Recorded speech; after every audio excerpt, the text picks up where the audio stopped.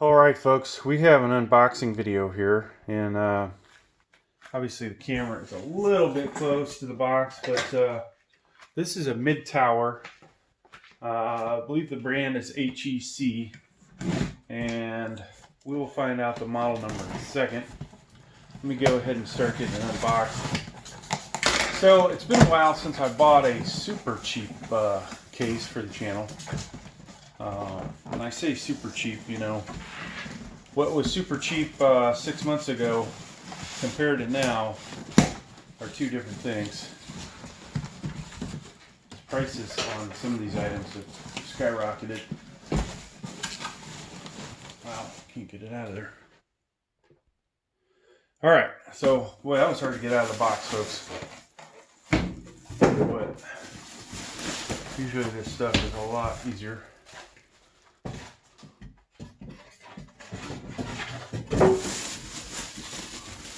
So this is a mid-tower, acrylic panel on it.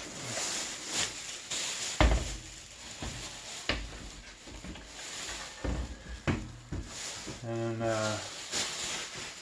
I have a mini tower behind it for size comparison there. We'll check that out. Alright, so this is going to be hard to do, folks, with my camera stand. So this is obviously the side with the acrylic on it. Let's take a look at the front, and I will show you all the faces. So we had one similar model to this in before. This one looks a little better than that one. On the front, we have cutouts in case you want to put a CD-ROM or DVD player in there. Two USB 2.0s, microphone, headphone, power button, reset. One of these will be your power LED, the other will be the hard drive LED, and a USB 3.0. Nothing there. Yeah, nice feel to it. At least the front, you know. The back will be steel. Now, I would imagine this is all, yeah, you can feel down below. There's some venting in here. Not a whole lot. And I'll flip this over in a moment and we'll try and take a look. Let's see, before we get into the insides. So, in case you didn't see that, which you probably didn't, in case you want to know how to take these off, let me get the camera angle just right, and I'm actually going to snap it back on there. Okay, so I flipped it over. It is sitting on its top, and you're just going to come in here and grab here, and boom. Now you have to be careful of these wires. Good idea to either do this on the floor or deep into a counter, as I have learned from some videos that I've done, where these things will fall off. When I say these things, the front cover. And so this is how you're going to get in there to put your fans in. Most likely, yeah, this fan will go on the other side, and you will orient it so the intake side is over here, okay? That's the exhaust side. And it'll look like on the other side of this, you'll see this, but these are 120 millimeter fans, so you can get two of those in there, okay? Now I'm going to put this back on, but let's take a look at this. You have the most minimal amount of venting in here. And you're not going to get a lot of airflow through the front, so that, you know, may end up a little disappointing for you. Hopefully it won't lead to, you know, any issues with overheating, but not the best design. And that really, honestly, all I see is this area has venting, and not a whole lot. There's really doesn't seem to be anywhere else that it vents. So from that aspect, it is a you know, not the best case design. Now, what would be better? So you can see, actually, when we look at it from this angle, you can see more venting in here. But, you know, making this cavity a little deeper and allowing for more vents.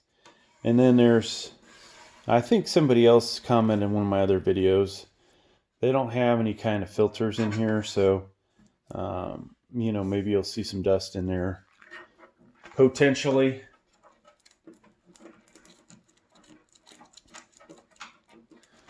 But there's, you know, there are a lot of cases out there that are designed better. Now, if you're running some, you know, if you're just going to use this with a regular old i3 and say an RX 560, you're probably not going to have any kind of problems. This is not the case you're going to buy if you're going to get a RTX 3090 2080 Ti. At least I would think the folks that are going to go shell out the money for those GPUs would get a better case, protect their investment. So there are, I'm going to take the other side panel off. So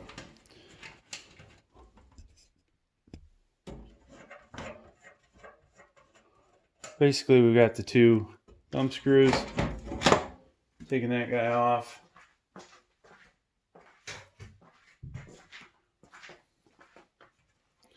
So looking at the back, you've got your 80mm fan here. And you have all these different expansion slots. They've removed the first one. And if, you know, most graphics cards are at least two of these guys, right? So you'll have to move this off, remove this with cyclic stress. Probably best to do that before you put your motherboard in. And then you also have to take this out of here, okay? With, it would appear a... Let's see. This is a little different, folks, than what yours truly is used to. Okay, it's just a cheap... I don't know if you guys even saw that. I'm going to have to do some serious editing on this video. So just a cheap plastic cover. Usually, you know, they have these so they unscrew, but you'll pop that off, okay? Not the best thing in the world. So if you're going to put a graphics card in here, let me just grab one so you can see what I'm talking about. So if you were just going to have this guy, you would be okay, right? You've already removed one. And that's all that has to be done. If I'm going to put something beefier in here, like this RX 590, you see here it takes up 2 slots. Then, you know, I'd have to come in here and using cyclic stress, this will break off, okay? So boom, that's ready to go. Of course, you have to have a motherboard in here and everything, but that's what that's going to look like, okay? So these, once you take these off, they're, you know, toss them out. Unless you have a good case where you can put them back. So I'm going to put this little gizmo back on. Assuming I can figure out how to get it back up. Now it does look like, guess what? This is threaded. So either they didn't give you the screw in there, but it looks like you could screw that in. So, all right, before we get to the inside, let's look at this outside. Now this does have a PSU Shroud, and what we see from this aspect is, this is obviously where your PSU is going to come in. You're going to come in from the side here, okay? And then standard ATX bolt pattern with the fan pointed down, all right? So let me show you that on a PSU. So here's a 750 watt power supply. This is the side with the fan on it. We point that down. You know, you can point it up, but in this design, it's probably not a good idea because of the shroud. And, you know, there's differing comments out there. But, yeah, so this slides in, and then you will line up your bolt pattern, and boom, you've got a power supply in there. Now, let's look at this side. I took the PSU out, but you have various slots in here to run your cables. So obviously somewhere over here is going to be your ATX power supply. I don't know that it'll be too easy, but the front panel USB HD audio, somehow you will route those into this area. Yeah, there's only one opening under here to do that, and the second we'll take a look from the other side. Over in this area, you can put a solid state hard drive on the other side and bolt it in from this side, same with here, or a 2.5-inch hard drive. Down at the bottom, you have these cheap, and these are really cheap, plastic trays for hard drives.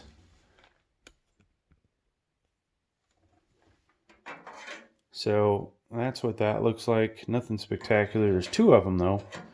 If you're still using hard drives, yours truly is kind of tries to avoid them as much as possible. But that's what that does. And you see, let's look at the bottom. Might as well look at the bottom. There's a lot of venting on this. So a lot of venting, but no filters. Most cases, you know, they try and put filters over these.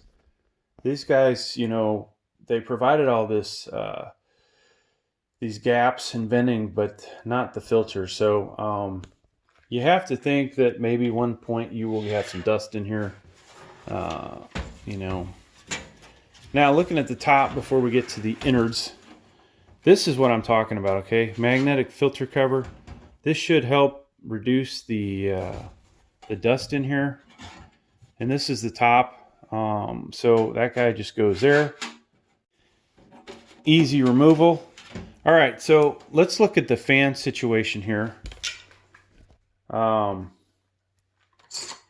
in this case, if you were to look at this from the other side, your exhaust side of your fan is going to be facing this way, okay? This is the intake side, so it's going to hopefully suck in hot air and help push it out. Hot air rises, and so we're just basically helping it out. Do you necessarily need these fans in here? I'm not sure that you do, because it, you know, may somewhat counter the other airflow, but this, you know, in some aspects won't hurt, suck out the the hot air that you're going to get from the other components.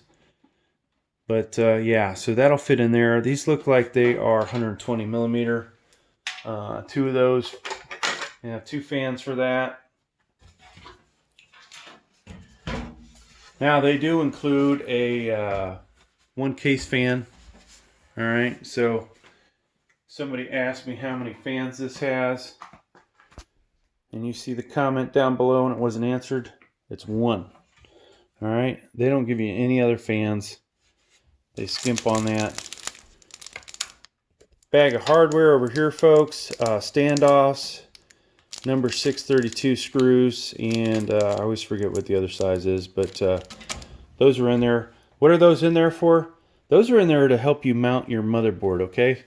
So, another common question people ask is, what size motherboard will this fit? And a lot of times it is in your case, and right here we can see it. So, ATX, so the full-size one, micro ATX, and a mini ITX. So, I'll drop a mini ITX in here just for the heck of it so you can see it.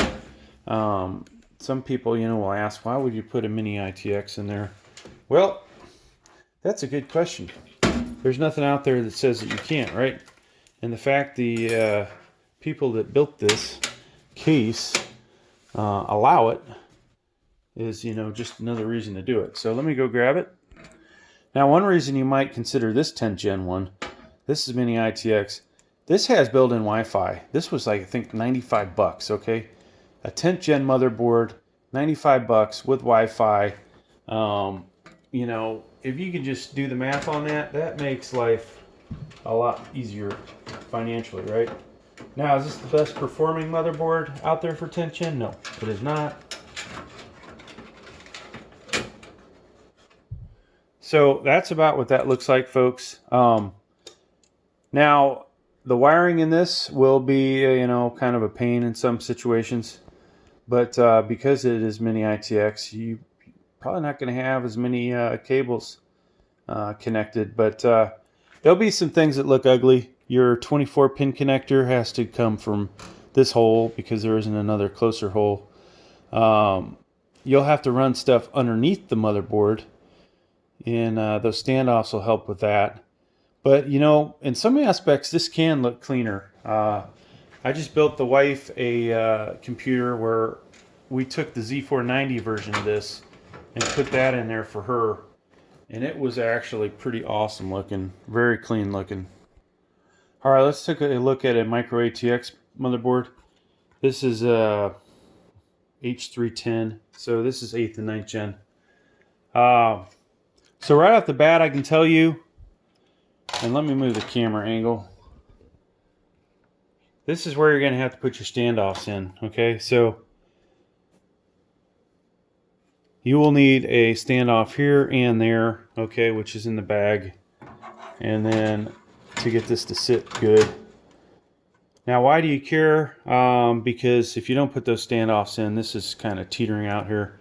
And as you press stuff in, it doesn't give you a warm and fuzzy, okay? But so micro ATX motherboard, it's going to have the same issue. 24 pin will come in from this side, not the cleanest. I don't know why they didn't move this over a little bit. And let's see, same thing with all your other connectors down here. You're going to have to run them under the motherboard because otherwise it's going to look like crap. Let's see.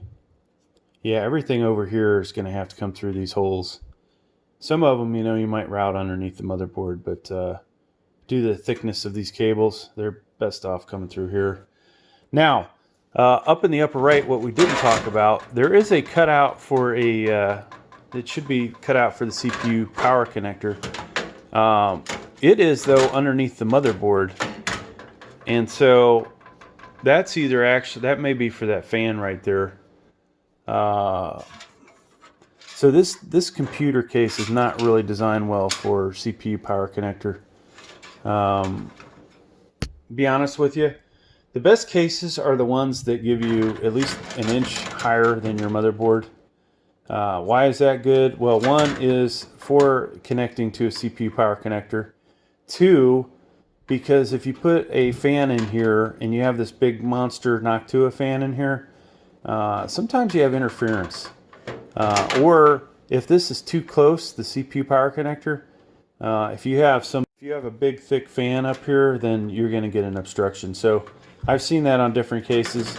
You know, a lot of cheap Chinese cases out there, and unfortunately, you know, not the brightest engineers making them. Now, I only say that as somebody that has 3 engineering degrees and has helped put man into space. So we have done quite a bit of stuff, folks, with engineering. Now, do I do that anymore? I'm not going to say. All right. Now, this is interesting. So, in this motherboard, you might have problems with this fan. So, depending on which type of full ATX. So, this is ATX motherboard. Right off the bat, having an issue with this style. You know, this is a relatively expensive motherboard, so you may not see too many people putting a nice motherboard like this in a cheap case. But I wanted to grab this one to see, and let me go grab a different one because this ain't gonna work for our example. All right, folks, take 2 on that. So cheap motherboard, you can see there is not a built-in I/O shield, and this should fit no problem. So I just wanted you guys, you know, to get an idea what all these motherboards might look like. Trying something different here, you know, talking a little bit about if you were to actually build this, all the headaches you might have.